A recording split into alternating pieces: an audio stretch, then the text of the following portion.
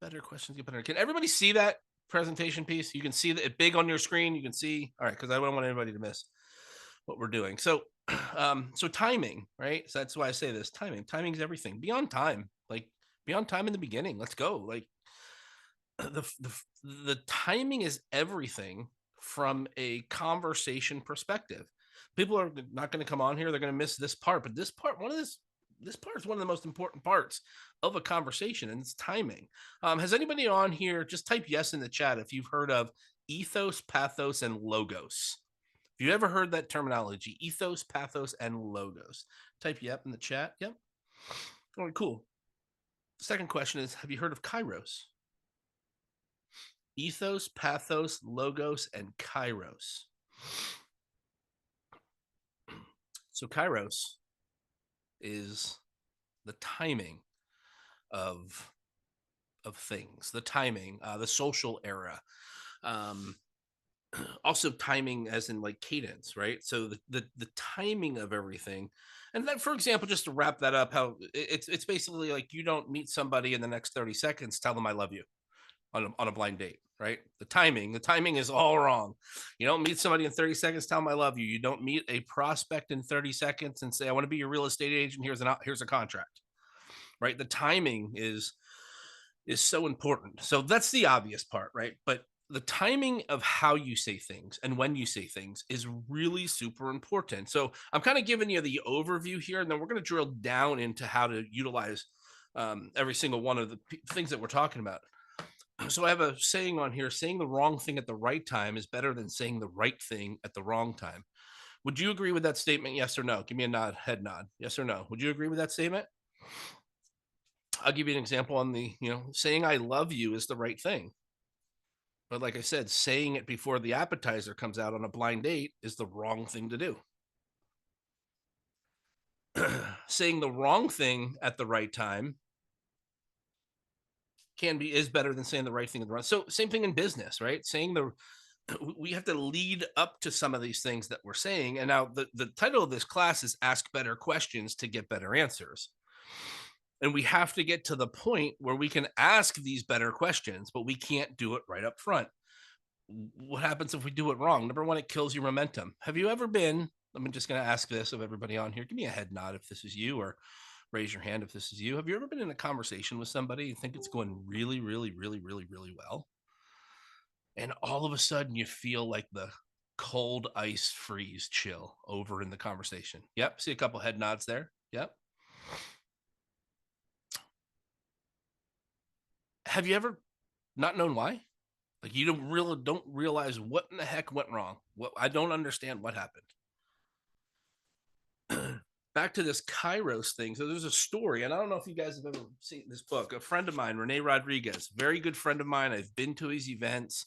He did a book called Amplify Your Influence. This book is absolutely amazing, and it talks about it in here, right? The Kairos is the social error piece. And here's a little part. I'll give you the Cliff Notes version. Um, the audience listened intently until the older speaker on stage began to talk about the stewardess on the airline. That was his demise. So there's a training specialist recounting a story about a plane accident to a young group of professionals. The audience listened intently until the older speaker began to talk about the stewardess.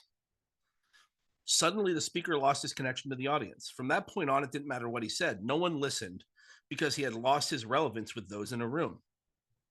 So your audience is very dependent on who your audience is. So it started here saying he was speaking to a group of young professionals. The older speaker told a story that was engaging.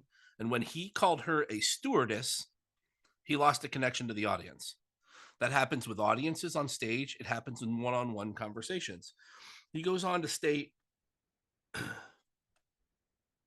even though the pathos or the emotion was on point and the ethos or the credibility was high, the speaker lost his audience because he was out of touch with kairos. He should have referred to a flight attendant, not stewardess. Now, it's a generational thing. I think for a big time for a big part of people's lives, stewardess was proper. I'm gonna give you another example.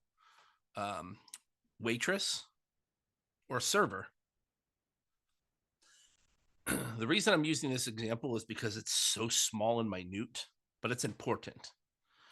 And it's important like that we're staying relevant and we're staying current. Like if we're talking about things like the way things were, or you're not gauging your audience properly, it really, really, really kills your momentum. So come off insensitive, can come off unaware, and just quite frankly, it just might put us in a bad light um, with some of our prospects. Another thing that's very, very important is cadence. You guys have all heard of a conversation cadence, right? Your cadence could be like, hey, if the cadence is going like this and the conversation's really quickly, and guys, hey, real estate agents on here on the phone, on the computer, you guys, look, I got all this cool stuff I'm going to share with you. It's really amazing. It's really awesome. I hope you're here, paying attention. Pam Gothard, thanks for being on here. I got so many things to share with you. That's not really good cadence at all. That's just a lot of showing up and throwing up. And let me tell you a story. I remember when growing my career, I met with real estate agents.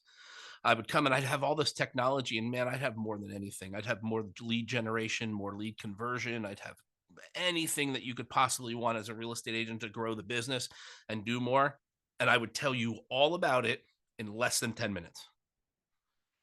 And I was all excited and gung ho. And I'm like, we're going to do all this business together. And the real estate agent would shake my hand and be like, yes, I can't wait to work with you.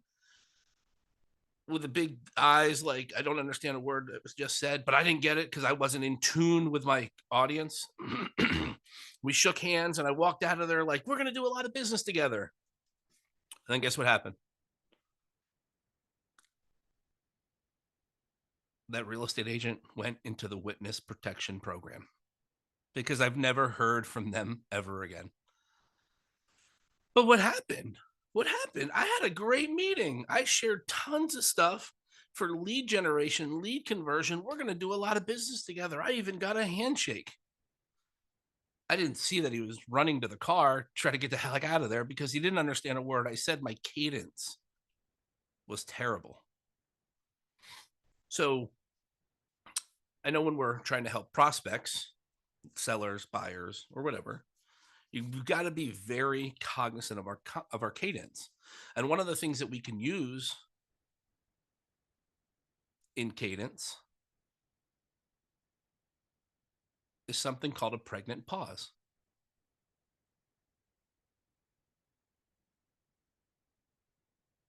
And it grabs people's attention. And sometimes it feels awkward, but it slows the conversation down. You see what I did there? Matt, I think you got that, right? Matt picked up what I was doing there. Pam's got a smile. um, the, doing a so Michael, what's really oh yes, we actually put in our coaching area in our office a sheet of words of not to say and substituting it with something else. We actually put this up in our coaching area. very cool. That's awesome. That's I'm glad to hear that because a lot of people aren't teaching this. So actually, Laura and I had a conversation early this morning. I've taught this class probably I'd say 8 to 12 times over the last like 6 or 7 years. And every time I get something new, I get something new out of it because I hear people, they're commenting on it, what they're doing, what they're doing, what they're not saying. But every time somebody gets something new from it, I've had somebody go through this class 3 times and come up to me at the end and go, "Hey, that was the best class we've ever taught." And in my mind, I'm thinking, "Oh my God, they've been here. So they've been here so many times. They're gonna hate that they're going through this class again." But every time somebody gets something new, um, the pregnant pause is great because it commands attention. You guys go to seminars, right? People standing on stage, leaders talking. Most people come out and go, "Hi, my name is Michael Mann. I've been in the mortgage industry for 23 years, and I've got 3 great kids." And they're like, it's a terrible way to start off an event, to start off a speech, because I lost you already. I've lost you. I'm telling you about me. This is not about me. This is about you. And I started off with introducing myself. Well, first of all, you're there to see me, so you probably already know who I am. And I love talking about my kids, but I'll do that later after I gain authority with the audience. But if the speech started like this, I'm going to step off for stage for a second. Introducing everybody. Welcome Michael Mann to the stage.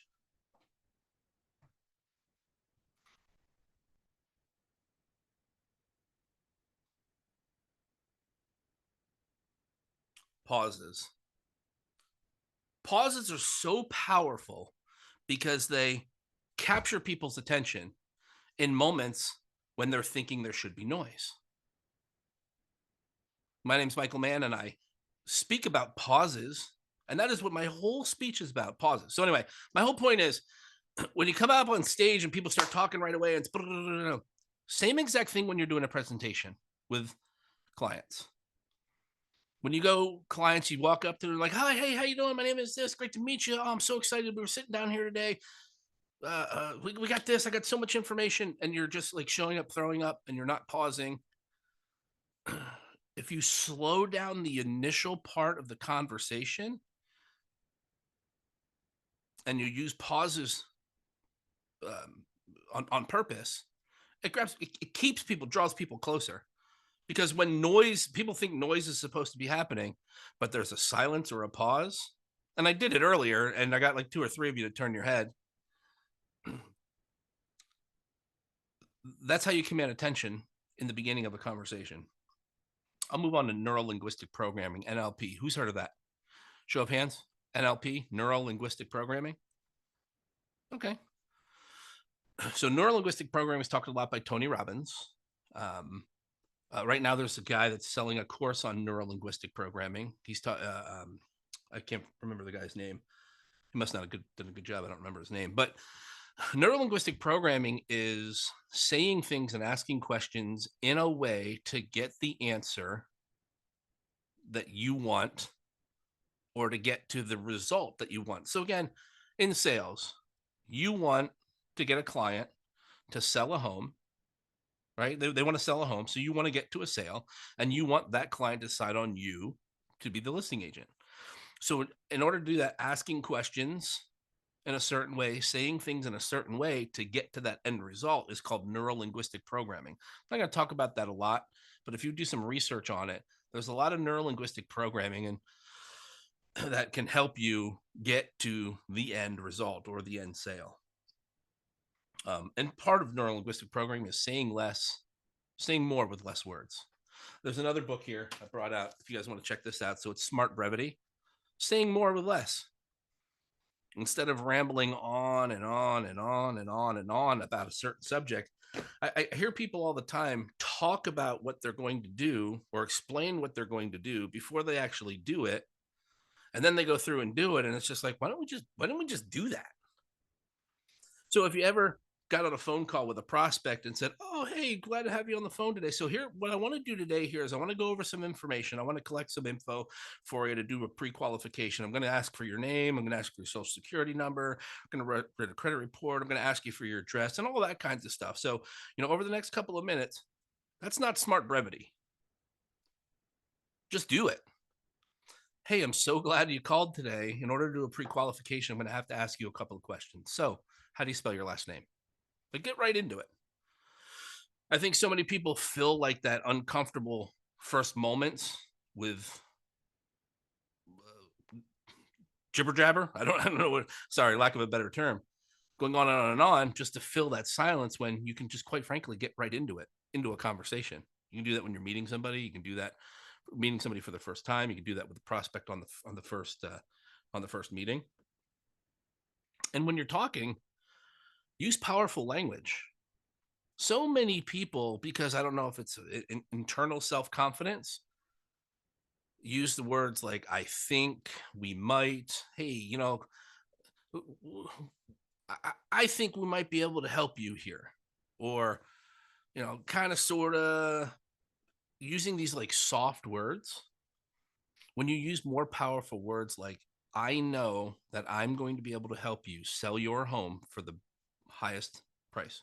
I know that I'm going to be able to deliver the best service humanly possible.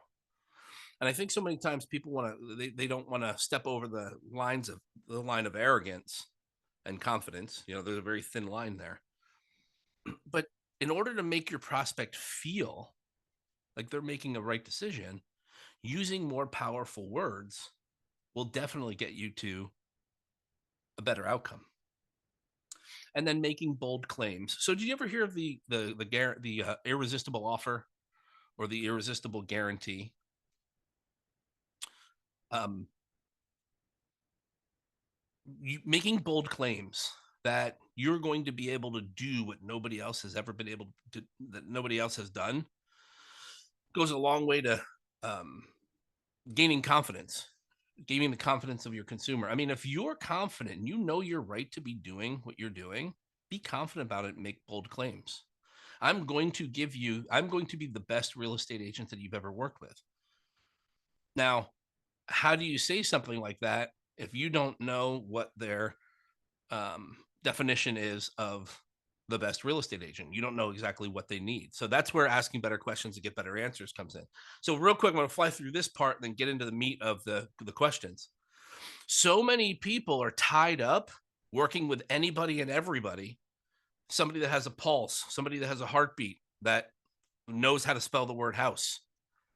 And they're all busy running around, whatever. So saying no quicker allows you to open up to be able to work with people that are more like your avatar, people that are more in line with your values and the way that you want to work.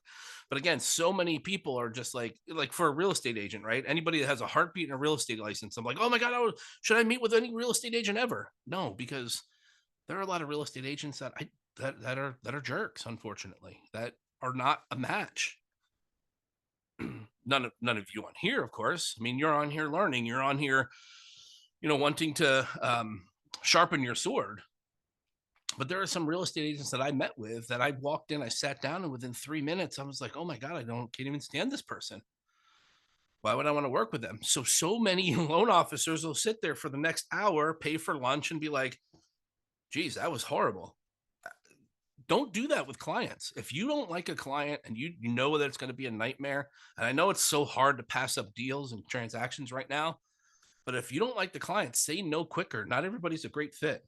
Um, this 4SW is something I live by. If you guys have a pencil or pen, write that down. Write the number 4 and then SW. And it stands for some will, some won't, so what, and someone's waiting. So here's an example of learning to be a little more bold. I'm going to give it to you from my perspective. So many real estate agents like to give loan officers smokescreen objections. Sound familiar? So many, so many. We'll go through this, maybe get a little laugh. So many homeowners like to give real estate agents smokescreen objections. Do you ever get any of those? Smokescreen objections are something that's not real, but it's something that somebody's become used to saying to avoid the sales call, right? So I'll give you an example. Hold on one second. Go back here. So learning to be more bold, right? Let's talk about that. Do you ever have a prospect or you go to do a listing appointment and the person tells you no? Has anybody ever experienced that? You go into a listing appointment, you have a perfect presentation, and they said, no, thanks. Show of hands. And if for those of you that just joined us, if you could turn on your camera just so I can see, I like to do a lot of interaction. If you could turn the cameras on, I'd love to see your face. So have you ever had that? What do you do? What do you say? They say no and you walk away? Or do you say, oh gosh, I'm sorry to hear that. Why not? What did I do wrong? What could I have done better? What we Be find more. with the objections are like no, as in no, we're not listing the house, or no, as in like working on commissions. Yeah. Oh, Oh, then, perfect. you know, Perfect. No, I love that. I love that, Matt. Thank you. Yeah. Asking more questions, right? Asking better.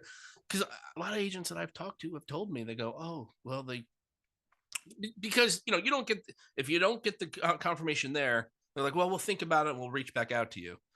And then you get the, hey, no, thanks, we're going some another direction or whatever. And people just like, oh, they give up. But you got to get better. So you got to ask better questions. So I get this a lot, 3 business cards. I got to give out 3 business cards. I have to give out 3 business cards. Real estate agents, you don't have to give out 3 business cards. You just can't force them to use someone. My question is, have you not found a great lender that you fully trust that you couldn't just fully recommend, right? That's just another question. Buyers, when they say they're already pre-approved, well, what do you say when somebody says they're already pre-approved? By who? How? When? How much? Like there's so many. So you can ask better questions to get all the answers you need without having to go through by who, what, when, what. So here's an example of closed-ended questions. Are you looking to buy a home? No. Conversation over. Have you been pre-approved? Yes.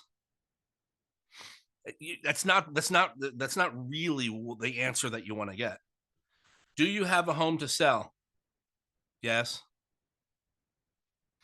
When are you looking to move? Soon. Do you have a real estate agent? Yeah. Do you have a lender? Yeah. Who do you know that's looking to buy real estate? No one. And then I threw this in here. Oh, by the way, the highest compliment I can receive is a referral. The reason I threw these in here is, did this sound familiar? Did anybody ever teach you to say things like this? Here's the kicker. Here's the problem. Oh, by the way, is a side comment that nobody pays attention to. Oh, by the way, the highest compliment I can ever receive is a referral. Doesn't get you to the end result that you want. Because what you want is you want them to recommend you, right? Oh, by the way. Or who do you know that's looking to buy real estate? What you've just done is you've asked them a question, and now they've thought about everybody in the entire world, and they can't think of anybody, so they tell you nobody. And all of these up here are closed-ended questions, right? So let's talk about open-ended questions. Here's the meat. This is where you get these better questions to get better answers. So instead of saying, oh, shoot, I can't go back on this. Sorry. So what price range are you looking in is an open-ended question. They're going to answer you something, 300,000, 400,000 or whatever. Are you looking to move in 30, 60, or 90 days? I use this for a reason. And I use this when I ask real estate agents for feedback at the end of our classes. In our survey, it says, did you enjoy the class? How much did you enjoy the class? What was your favorite part? What could I improve? Would you be willing to refer my team in 30, 60, 90 days or never? Like it's right here, 30, 60, 90 days or never. Because if I ask you, would you be willing to refer us? Everybody's going to type yes or write yes, and we're going to be gone. So are you willing to refer us in 30, 60, or 90 days or never? I get the truth. Never is okay. At least I know. But 30, 60, 90 days, then I know that we have a time frame, right? Will you be selling your current house? Not do you have a home to sell? Will you be selling your current house? And this is one I really love right here. So instead of do you have a home to sell? What is the name of the agent that's currently listing your house for sale? That's before you ask if they have a home to sell. That is with a client on the phone that's looking at buying a $300,000 property. And the question you're asking is, what's the name of the agent that's currently listing your current house for sale? And they're going to say a couple things. Oh no, we don't have a home to sell. We're a first-time home buyer. Okay, cool. Number 2, if they do have a house to sell, they're going to say, you know what? We haven't gotten that far yet. We don't have an agent. Or the third thing they can say is, I'm listed with Diane Davidson from Keller Williams. Have you ever asked a borrower, are you working with a real estate agent? Like at an open house, are you working with a real estate agent? Have you ever asked that question? What kind of answers do you get? Yes. Okay. Who's the real estate agent that you're working with? Keller Williams. They don't tell you the truth. They lie to you. Buyers are liars. They lie because you didn't ask the right question. A better question is, what's the name of an agent that's currently showing you homes for sale? It catches them off guard, and it will get you the answer 80% of the time. So we did this. We did a A/B split test at open houses. We had the normal question: do you have a real estate agent? Yes. Then we did other open houses where the question was, what's the name of the agent currently showing you homes? And the funny part is the person that comes to the open house, the buyer that comes to the open house alone, writes, yes, I'm working with an agent. Well, where the hell are they? Why are you in an open house by yourself? They're lying to you. So ask better questions to get better answers. What's the name of the real estate agent currently showing you homes? They'll write none. It's ridiculous. 80% of the people would write yes and move on. And if you just flip that upside down and ask, what's the name of the real estate agent currently showing you homes? 80% of the people filled the form out and said none, or didn't fill it out at all, because they don't have an agent. They're just lying to you because you're a salesperson. Let's take it out of, nobody wants to be sold, right? They want to buy, but they don't want to be sold. Let's take it out of the real estate, for example. I walked into a suit store. I need to buy a suit. Walked into a Men's Warehouse. Salesperson comes up and says, hi, may I help you? Like, no, thanks, just looking.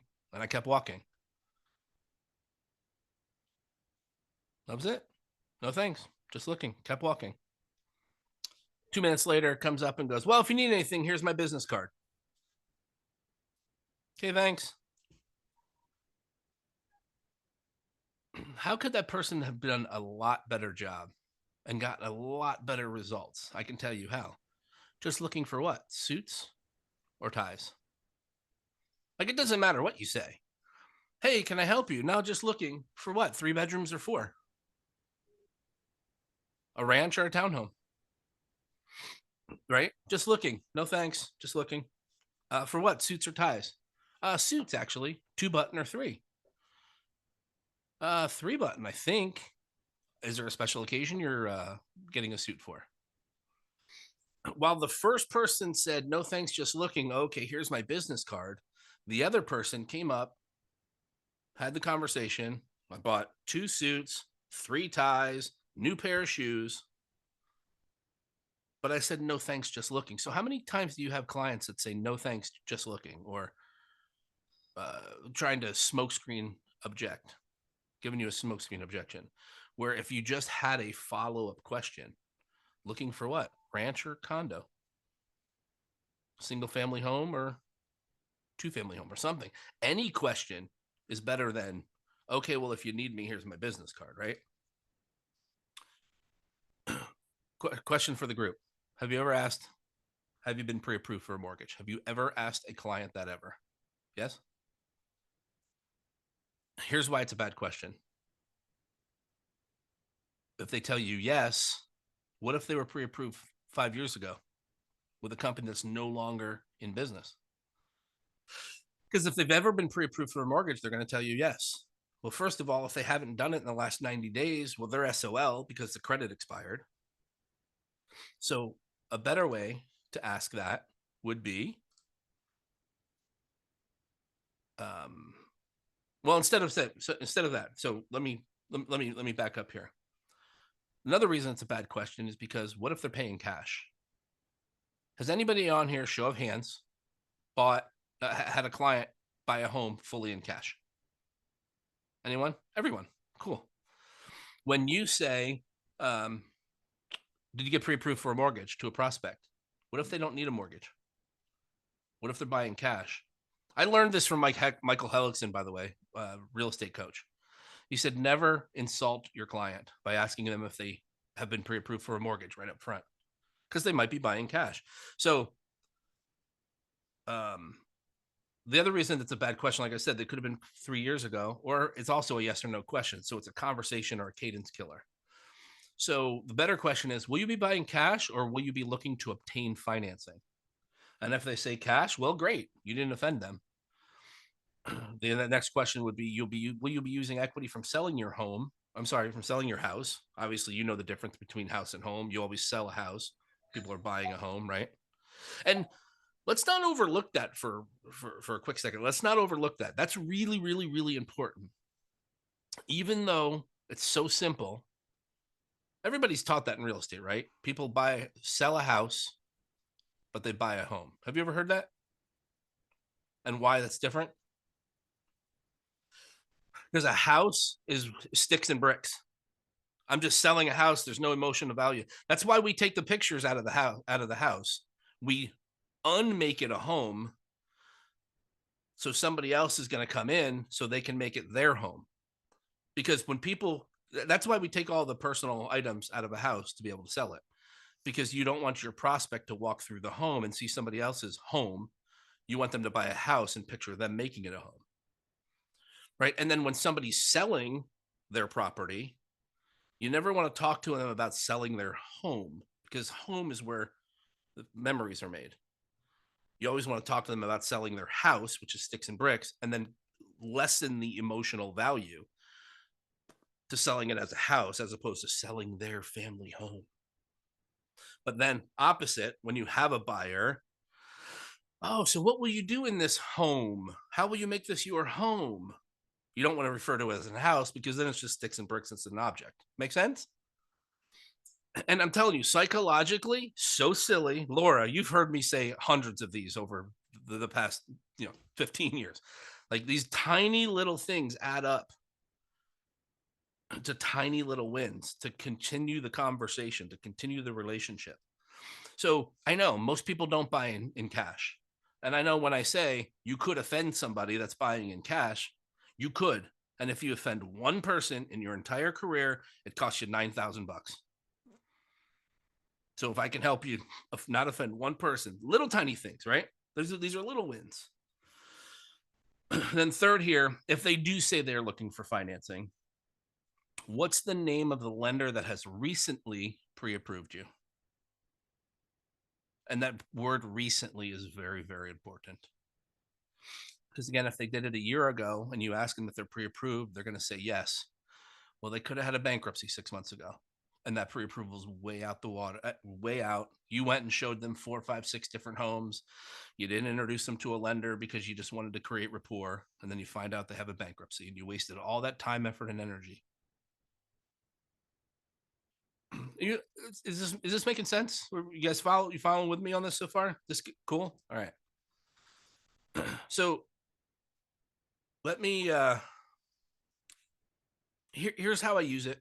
Here's how I used this last week in a conversation with a real estate agent that has a listing on Zillow for 104 days.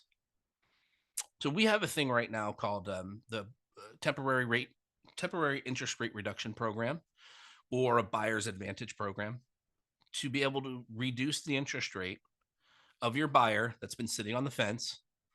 Right now, if they came in and got a mortgage, it'd be 6.75. But I have a program that can get your borrower a 4.75% interest rate for the first year, 5.75 for the second year, and then 6.75 for the third year through the 30th year, fixed at today's interest rate. What's really cool is it gives a lot of payment advantage up front. We just saved a client $410 a month for the first year, as opposed to them buying it at a regular 6.875 interest rate. What's really cool is the seller paid for it. So all that to say is, I have a program when I reach out to a real estate agent that has a home listed for 104 days, I'm going to help you advertise that house to my database, which has 274 pre-approved buyers. And some of you on the call have that client that you referred to us. So literally what we're going to do is we're going to be able to go to our clients and let them know of a seller who's going to pay to buy down that interest rate for them. So you can get your seller off the fence, so you can get another sale.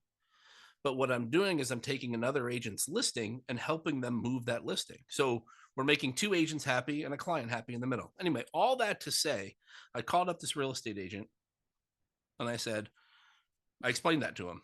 I said, hey, we got a program. I want to advertise it to my buyers. I also want to reach out to my real estate agents and talk to them about with all their buyers and see if they have a buyer that wants to buy a home with a 4.75% interest rate, saving them $400 a month over what any other house that they would buy. Do you think this captured the person's attention at all? Yes or no? You would think so. And I think you say yes because you on the call here trust me. We're on a call and you know who I am. You know what the agent said to me? No thanks. I have other lenders that have given me a flyer on that. Smokescreen objection. Think of buyers that have given you that smokescreen objection. Think of sellers that have given you a smokescreen objection. Now, I don't blame him for that. The guy probably gets called by 4 lenders a week. Oh, and take you to coffee. Oh, I would make you flyers for your open house program. No, I could have hung up the phone like most real estate or loan officers would have, and when said, I'm going home. I'm having a bad day. I didn't get any appointments today. Instead, I said, Angelo, I don't think you heard me properly. I said, I have a program that can help buyers get an interest rate lower, blah, blah, blah, blah, blah. But I also have a database of 274 buyers that might be interested in looking at your home. I have a list of, I have 171 real estate agents that I'm very close with that I'm going to let them know about your property and how we can get one of their buyers off the fence to buy your listing. And also, I'm going to give you some literature. I'm going to give you some marketing material that you can go back to every single one of the real estate agents that brought a buyer through your home and tell them now that your seller is going to buy down the interest rate so it gets the buyers into the home at a lower interest rate. You told me that you have a lender that made up a flyer. Your home's still on the market for 104 days. That lender did nothing for you. I'm not calling you to give you a flyer. I'm calling you to give you a program to sell a home for your seller and also to help other real estate agents get buyers off the fence. It's not his fault. All he heard was, oh, another lender, and he has a preconceived notion. Your sellers are doing that too. Oh, another real estate agent on an expired listing. Oh, it's just another realtor. Oh, it's just another salesperson. You have to differentiate yourself. Now, this is where I go back to being bold. I literally said to him, no, Angelo, I don't think you're hearing me. I don't think you're understanding where I'm coming from. I'm not like most lenders. I'm coming together not only with a program, but I also have technology that can reach out to all of these people easily. So you don't have to pick up the phone and make phone calls to every single person. And that got his attention. So the question that I asked him is, would your seller, if he netted this amount, because I took the amount of what the buy down would cost versus where the price was, would your seller be okay selling the home and netting this amount? If so, I can put this program together for you. And it worked. So ask better questions, get better answers, be a little bit more bold. Don't be afraid to repeat yourself, be a little more clear. Because immediately this guy heard, oh, lender, everything shut off. Not his fault. He's a human being and real estate agent. I'm going to give you an example of how this works in your world. You ever get a phone call around 6:15 at night from a number you don't know? Now, we're salespeople, so we have to answer that phone. Oh, hi, this is Tim. Is this Pam? Yes. Oh, Pam, I just wanted to get a minute of your time. Do you have a second? Pam, come off mute. Tell me your exact reaction to that. Can you come off of mute? I'm going to ask you to unmute.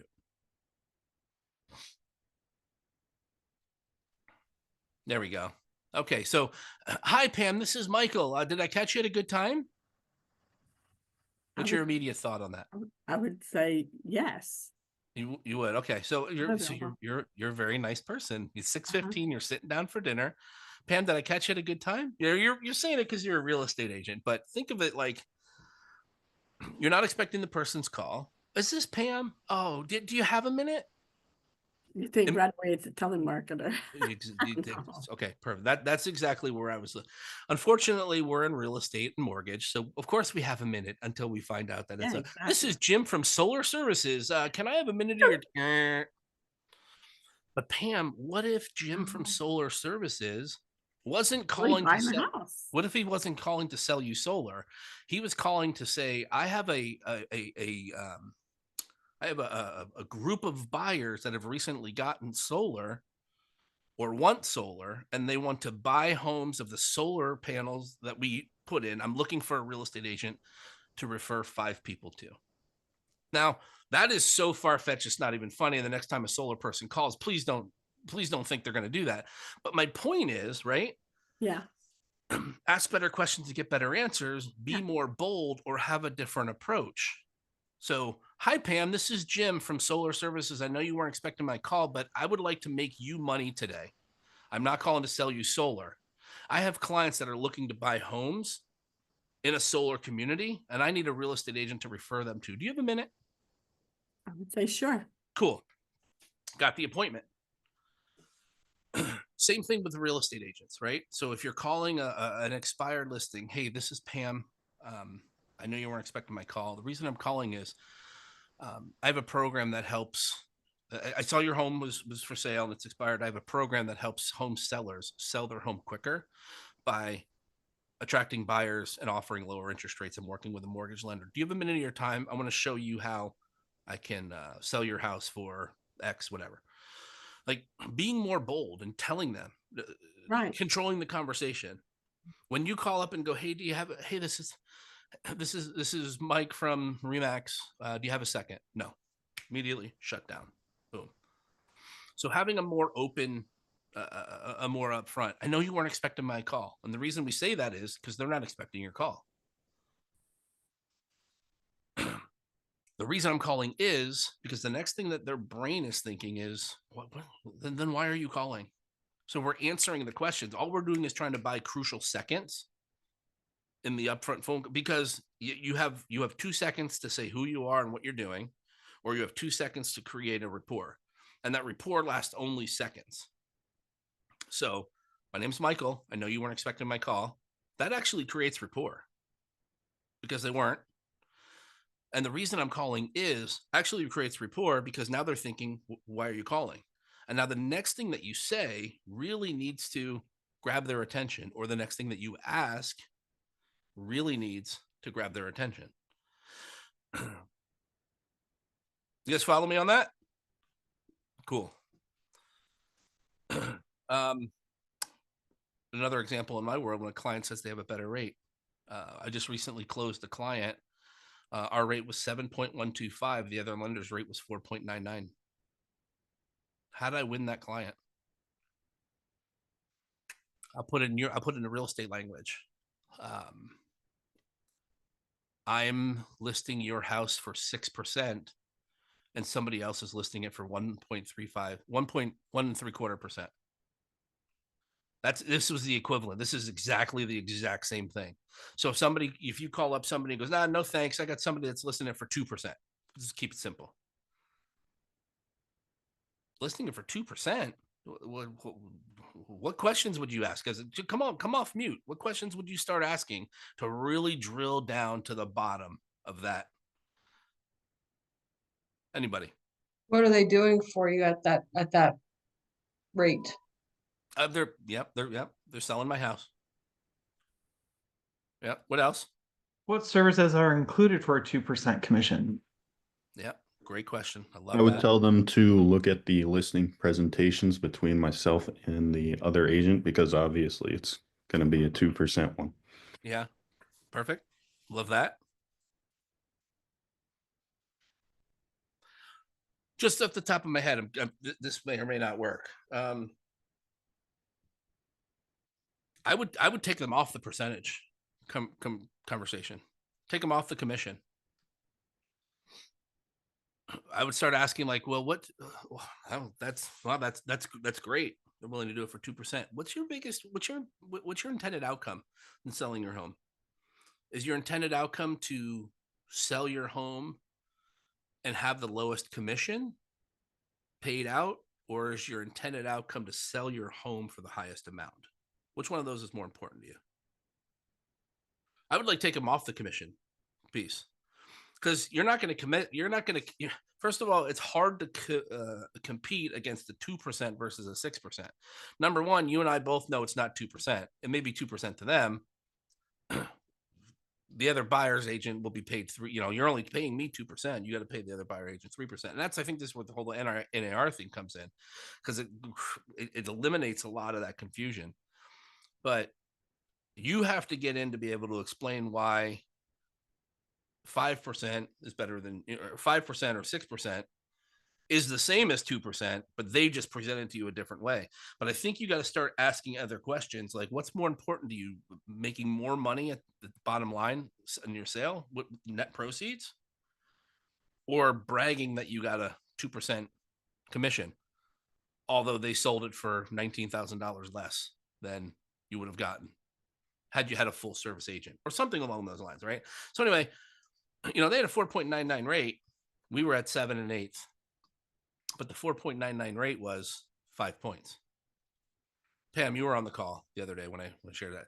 But if I just like let that go and I didn't start asking questions, there's no way I could compete against that. I knew that no one could offer 4.99 with no points or cost or whatever. The funny part is, as I started to drill down, the person told them they were only paying 3 points, which was a lie. They were actually paying 3 points and then the equivalent of 2 more points in labeled something else. So had I stopped at, no, it's only 3 points in 4.99, and I hadn't drilled down with better questions, I still wouldn't have found that out. And at the end of the day, that other person tried to match exactly what I was doing, because I was doing a different program. I was doing that buy down program we were talking about. And they tried to come back and they tried to undercut me by 1/8 of a point. So they went a long way around of trying to spoof the client. And then at the end of the day, when they found out what we were doing, they tried to beat us by 1/8 of a point. And here's where the questions came in. I asked the question, what's more important to you, getting 1/8 of a percent lower in rate, or dealing with somebody who's been honest and upfront with you from the beginning? I asked, what is it about the other lender that makes you want to work with them more than you'd want to work with me? And there was nothing. They wanted to work with us. They were just trying to get us lower. They were trying to get us a lower commission. Laura, you and I, we just had one last week. Same, different scenario, conversation. Somebody was competing with us against Rocket. They wanted us to lower our rate to match Rocket. I asked better questions to get better answers. And I asked him point blank, well, why are you on the phone with me? And why are you not talking to Rocket? Oh, well, they're hard to get on the phone. Oh, well, we talked to them and they didn't give us the LE. They told us they could do this, but they didn't send anything over. They're hard to get a hold of. They're kind of hard to work with. Like, this is all the answers that they gave. So I said, if they're hard to work with now, imagine how they're going to be throughout the process. Well, can you match their rate? I can't, because I'm not going to match their service. Their service stinks. I'm going to give you a better service. I'm going to close on time. You're going to have great communication. So that's how you combat some of these commission conversations. People trying to negotiate and lower your commissions. You ask better questions. Ask things like, well, what did you like about what the other agent had to offer? What's one thing that you would have changed about the other agent's presentation? Like, really drill down on it. And then, I'll talk psychology for a quick second. Human beings, they do things. They're motivated by pain and pleasure. You ever heard of this? Pain and pleasure? Type in the chat which one of those you think is more motivating. Running towards pleasure or running away from pain? What's more motivating for a human being? Type in the chat, pain or pleasure. Let's get 100% participation on this. Let's see. Diane says pain. Shauna says pain. Laura says pain, pain, pain. Oh, we got a smart group here. We have, well, here's the thing. Both are very motivating. One is a little bit more than the other. And that one is pain. And I'm going to share with you why it's not pleasure. Because every single person on here, anybody on here that does not want to do more business, raise their hand. They do not want to sell more business. Just kidding. Let's do it the other way. If you want to do more business, raise your hand. You want to do business? Got it. Cool. Awesome. Here's how you do it. Pick up the phone, make 20 phone calls every single day.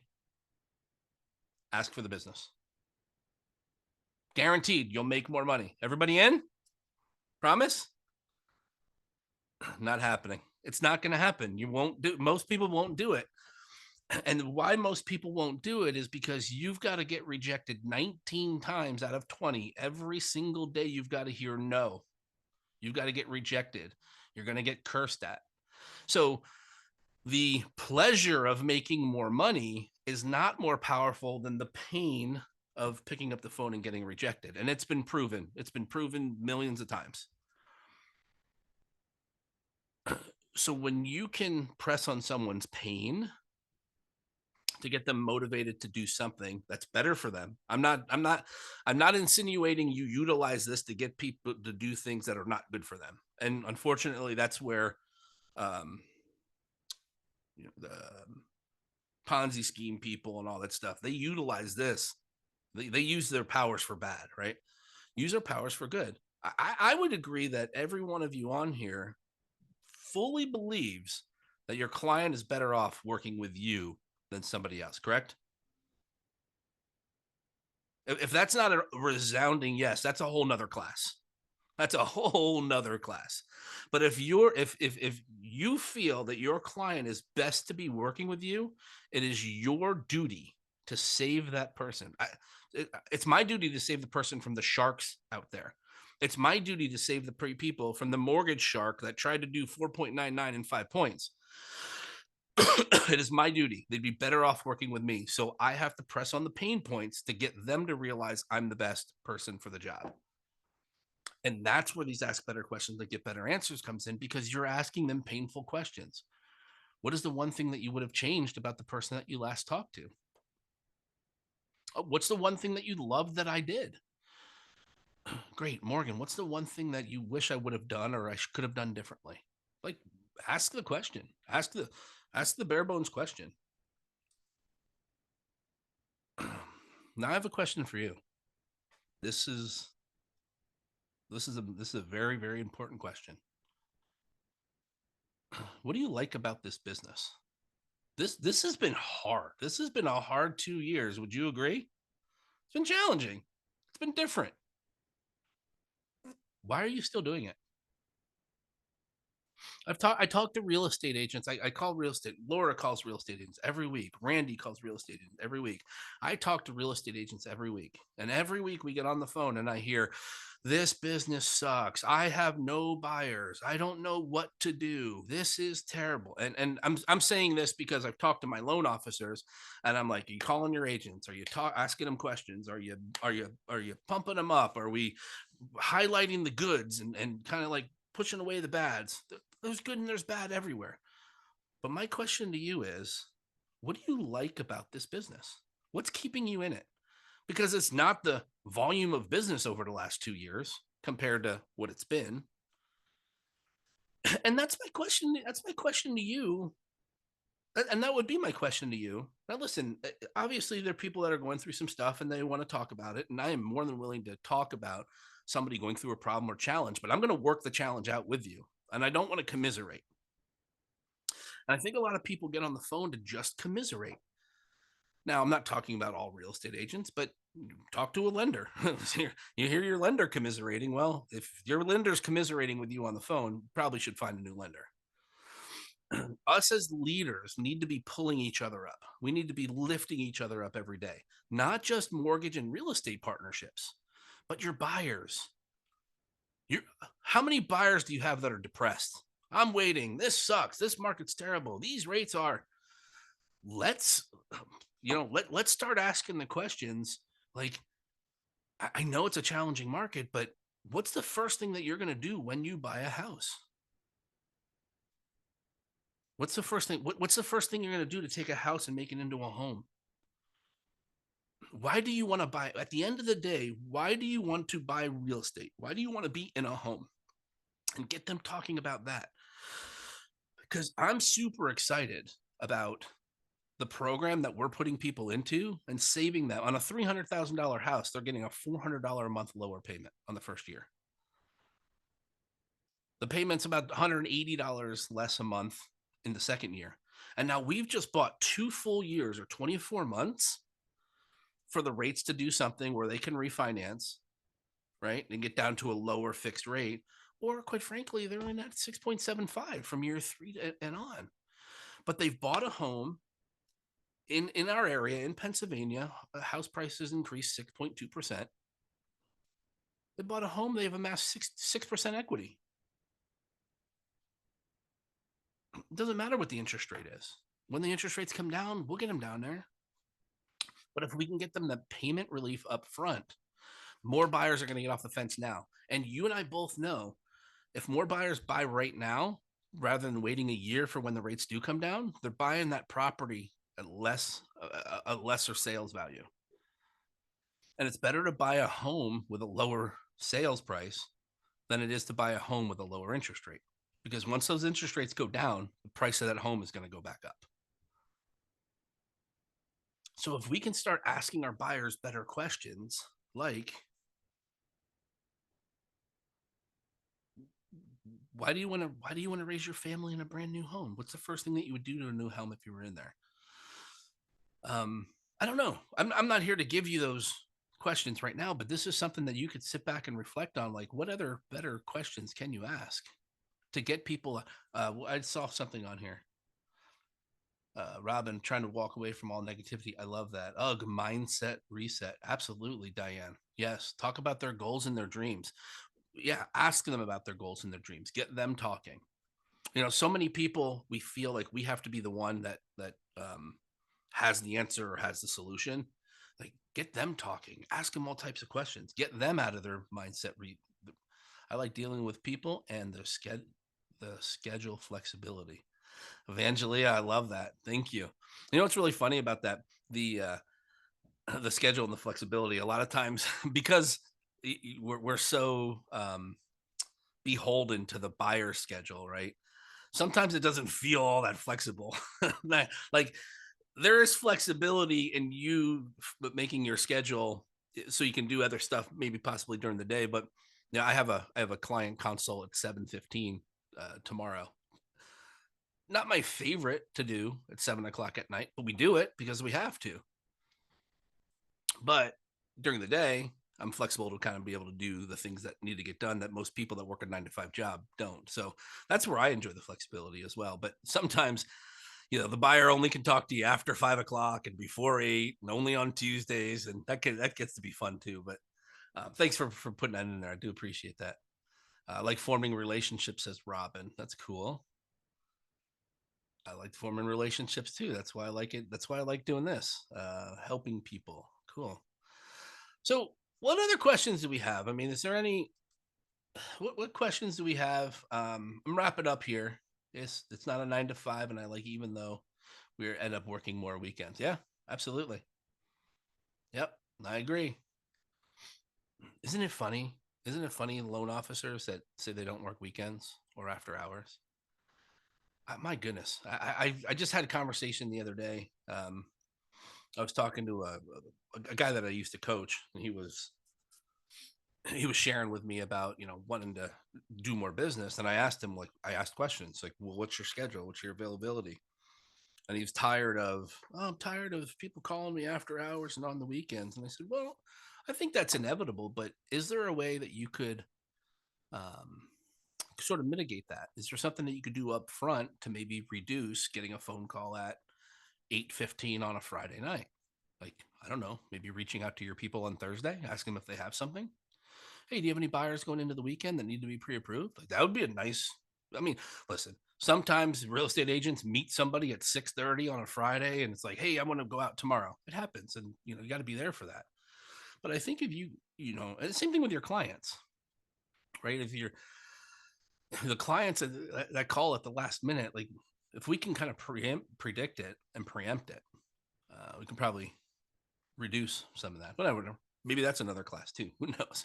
But let me just ask you. I mean, is there any other questions? Anything else you want me to drill deep on before we wrap up here? And if not, was this helpful? Did you get something? Did you get at least one nugget from this that you can take into your business and make your day a little bit better? Type in the chat. And be honest. If you didn't, that's okay. If you didn't, tell me. I see a couple head nodding. Yep. Yes. I really enjoy sharing this. I do. Laura has 2 pages of notes. That's awesome. I'd love to see those notes. Send them over. I'll take a peek at it. Maybe we'll use those notes as class notes. We'll share with the group. All helping each other. No, I appreciate that. I really love doing this, and thank you for being on here. It's been an hour. I appreciate you being here. I know we all got a lot of good stuff to do. If there's anything that I can do for you, please don't hesitate to reach out. My team is available. You have any clients that need to be pre-approved or want to go out over the weekend? Hey, why don't I do it now? You have any clients that are looking to go out over the weekend? Let's not wait till Thursday or Friday. Let's get them over to us. We'll get them taken care of for you right now. Thanks, everybody. It's really good to see. Thank you all for being on camera too. That jazzes me up because I can see your face interacting. It's like we're in person almost a little bit. Thank you all. I appreciate you. Have a great day. Actually, don't have a great day. Go make it an outstanding day. If not for you, an outstanding day for somebody else. Cool. See y'all. Have a great one. Bye-bye.